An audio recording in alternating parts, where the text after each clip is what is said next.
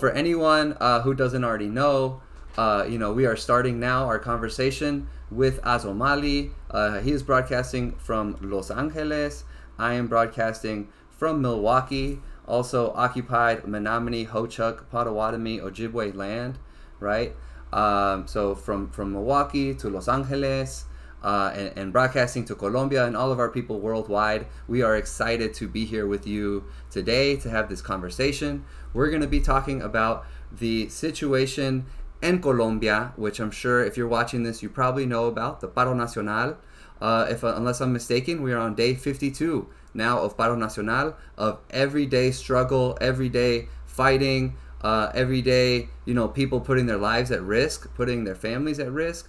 Right? So we stand with the Paro Nacional, and we stand with the Colombian people, right? And we stand with people worldwide fighting for their liberation. And that's why I wanted to have you on today to talk about this situation with me, brother, and to talk about the role of the artist in the movement. So I'm going to head and cut back to your screen so everyone else can see that. So I guess let's start off with this, brother. Could you please introduce yourself for folks who may not already be familiar with you and your work? Go ahead and introduce yourself, please. Buenas, ¿cómo está? Yo me llamo Azomali. It's a name that means tranquility in Nahuatl. It's a name that I've picked up working around folks around here and being here with the community, and want to show great appreciation. This is Tongva land, and I appreciate everybody that's putting in the work collectively to decolonize in these spaces. And yo soy colombiano. Mi papá es de Bogotá y mi mamá es de Medellín. Tengo raíces africanas y también indígenas de Colombia. Y, we stand with el paro nacional. El paro no para, el paro sigue.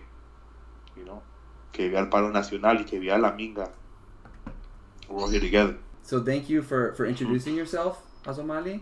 I really appreciate you, and yeah, we're here in the diaspora doing this work, right? And it means something a little bit different when we're doing it in the States, right? But we do everything for our people back home and right here, right? Para los viejitos, para los bebecitos, right? Para que los que murieron y los que todavía no han nacido, right? We're here for the generations that come before and after us, right? We're here for the land. We're here for the people. This is why we do this kind of work, right? So I appreciate you taking the time, showing love, and all the work that you've done so far supporting the Paro Nacional. So I'm going to put your shot back on the screen.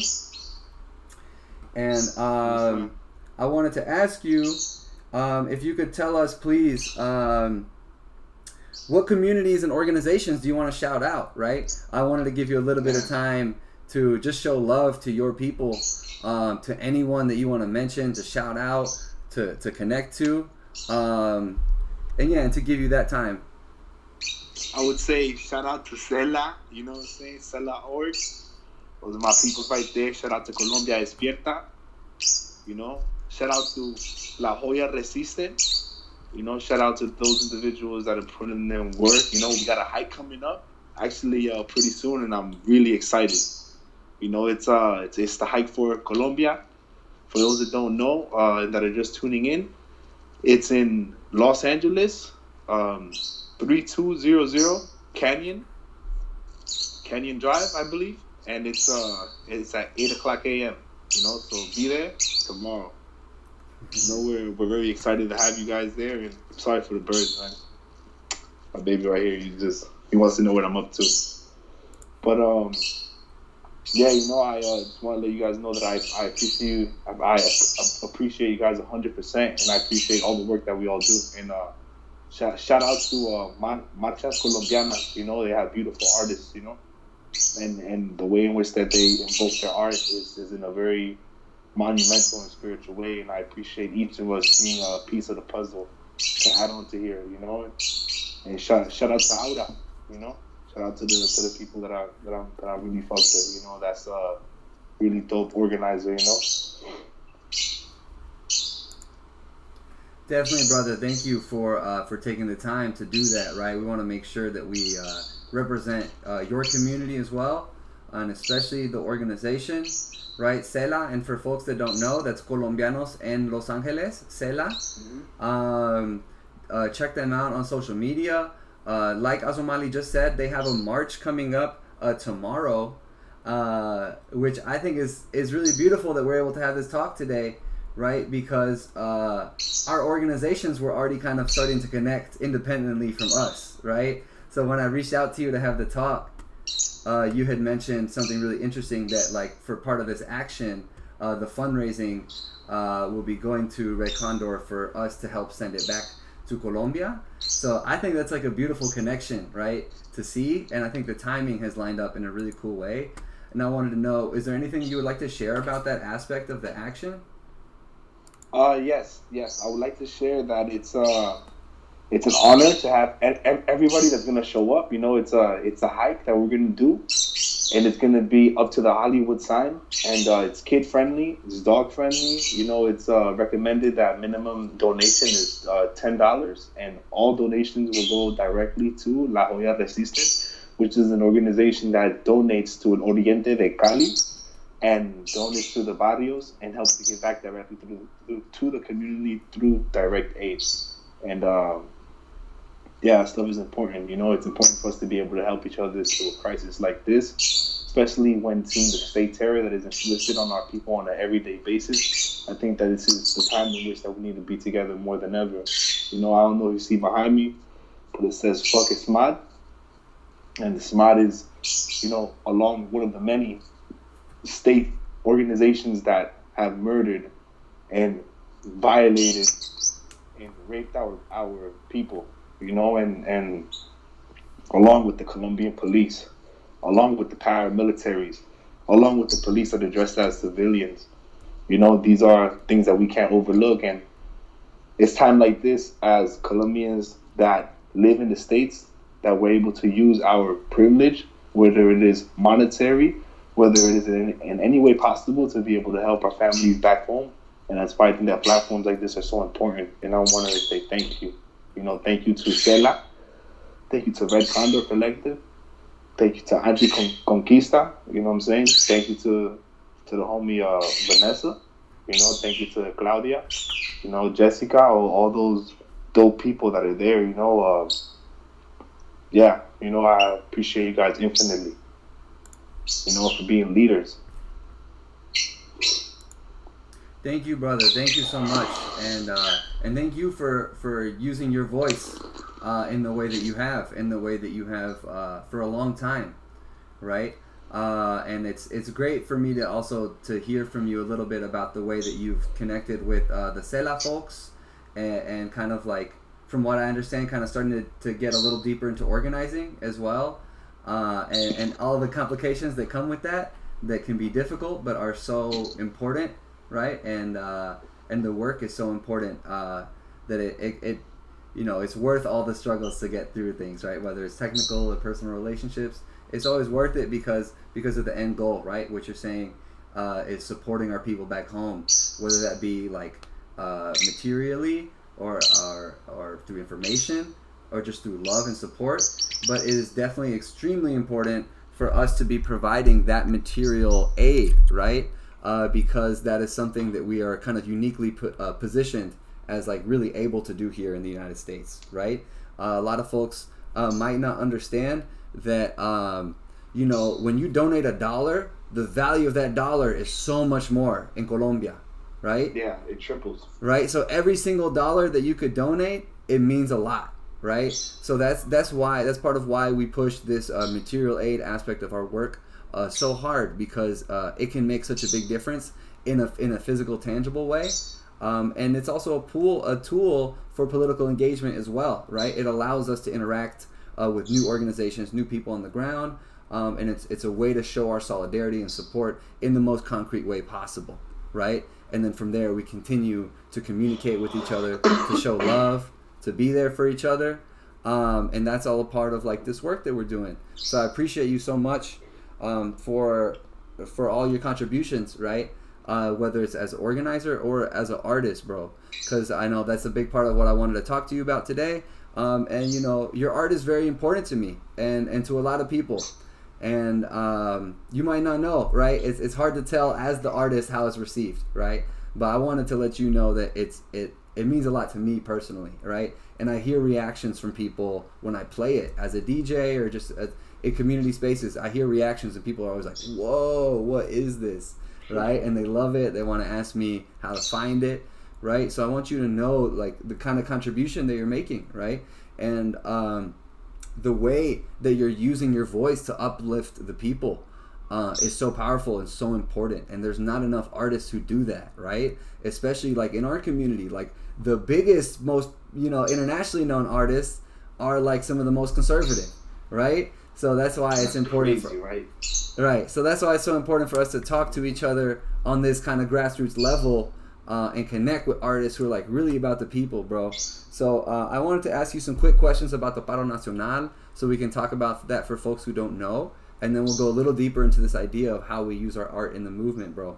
So my question for you then is like, what were your first thoughts when you started to hear about the Paro Nacional, right? It's been 52 days, so like a lot of our lives have changed in 52 days, right? But I was wondering what your kind of initial impressions were, and then how did those feelings change over time, right? From the first few days to like 52 days deep, a lot has changed and developed, right? Well, a Paro Nacional is something that Colombia is not new to. But when I saw that it lasted more than 3 weeks, I was like, oh. I was like, and then I saw the level of violence on the side of the state turning up, I was like, oh man, I started getting worried and even more worried. And then I had a very close person to me that's actually down there on the front lines, and he was sending me footage, and it scared the crap out of me, It made me really worried for my people, especially when I found out that they were going to be inside of Bogota. And I heard what was going on in Medellin as well, Those videos that are coming out of Cali are also very shocking, coming out of Buga, coming out of Uzme, that all these things instilled a feeling of, damn, like, I want to be able to help, but I also felt kind of helpless. I was all the way out here, which is why it's so important for these organizations to exist, where we can help each other, because, just because we're far away doesn't mean that we don't care, What cities should people be paying attention, right? Because we don't want people to just be thinking about Bogota, right? And the larger cities, right? A lot of times people think all of Colombia is like Bogota, and I try to make sure that it's not perceived in that way, if possible. But yeah, what community should we really be in touch with? I know you've been advocating a lot for Siloé. So I definitely want to make sure people know what's going on. Yeah, please. There was a massacre in Siloé. It was horrible. Within a few hours, several people were murdered. It was horrific, to the point that they were even the medics were even advising, and this is something that really made me feel sick to my stomach. The medics were advising that if you get shot or if you have an injury, that people in the ambulances were being paid off to take you away para desaparecerte. And one of the most tragic parts is that a lot of those bodies that were disappeared ended up washing up in El Rio, and that doesn't make sense, Why is it that it's happening to our people? The fact that those kinds of acts of violence can exist on the level that it does, to me, is completely inhumane, especially because El Éxito plays a big part in it. That's where the police and the ESMAD use as their safety base to torture and to kill people, and El Éxito huele a sangre. Es algo que nunca olvidamos como pueblo, como gente, descendientes colombianos, como lo que sea que nos llaman. Es algo que no olvidamos como la comunidad. Eso es totalmente insoportable, and yeah, I also had somebody that was on the front line in Siloé who they attempted to poison uno de los puertos de resistencia, where a water package came in, as a donation, I don't know.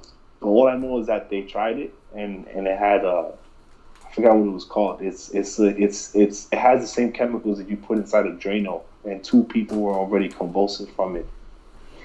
So I would say to not only pay attention to places in Bogota, but to also pay attention to pueblos campesinos, you know, to the rural places, especially because in those places these kinds of things happen all the time. And what makes it really sad is that it took events like this to happen on such a level for the world to finally notice that indigenous and black Colombians and campesinos are being attacked on an everyday basis like this and displaced for their land and for their natural resources. You know, for la hoja de coca, which is sacred to our people. You know, for the terreno. You know, it's all these things continue on. You know, at the hands of the state and the government and the and the paramilitaries. And finally, the world is starting to see. So I would say, pay attention to Siloé, pay attention to Usme, pay attention to Pereira, Risaralda, pay attention to Medellin, pay attention to Bogota, you know, pay attention to all parts of Colombia, especially the rural areas. Pay attention to El Chocó, pay attention to El Valle, you know, the Cauca region. You know, the amount of indigenous people that have been murdered is astonishing. And it's something that can't go unnoticed. You know, they actually murdered an Afro-Colombian civil rights activist, you know, not a civil rights activist, a people's activist, you know, the other day. It just continues on to show you the string of violence that the state will use to suppress our people.